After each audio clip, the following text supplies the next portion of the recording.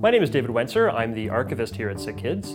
My job is to collect evidence that's been produced by the hospital and to maintain it and then to provide access. And that access could be to members of the staff, it could be to members of the public, it could be members of media, or it could be anyone doing research into SickKids.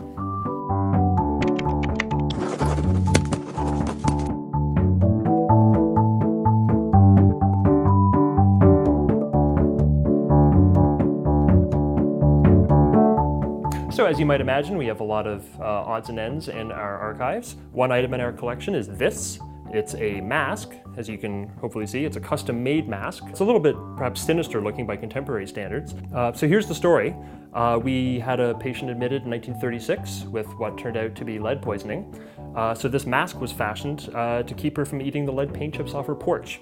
And as you can see, just a few wires there to keep her from being able to get access to it. And as a result, she grew up and this was donated to us in the 1970s. And it proves to be an example of innovation in a clinical setting.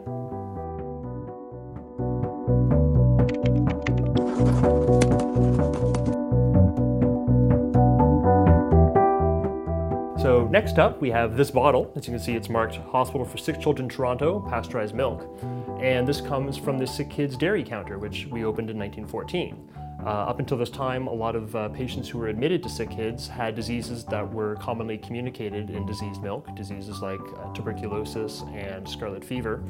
And SickKids recognized the need for access to clean milk for the local community. So before the city made, or the province made, pasteurization mandatory, SickKids was ahead of the curve and they started work in 1908, and by 1914 they had the ability to provide clean milk to the children of Toronto.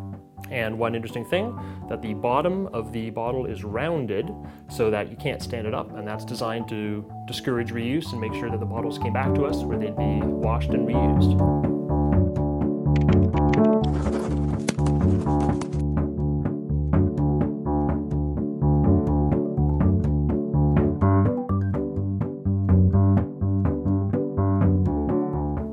So not everything in our collection is actually super old. Some of what we get are contemporary documents and items and evidence that we are looking to preserve for the future.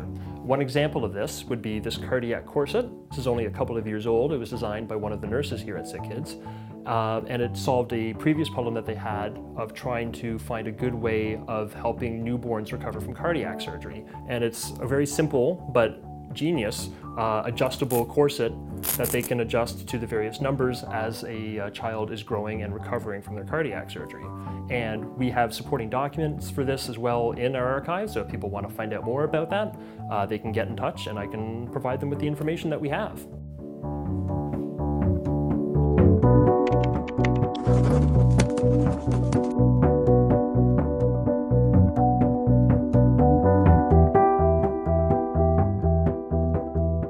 So much of what we have in our collection are historical documents, and those could range from newsletters and publications put out by the hospital. That includes minutes of our board of trustees and various committees, and our annual reports. And in hindsight, the annual reports are these legacy documents that tell us what was happening at SickKids at a given time and what was important to the staff and what was important to the community.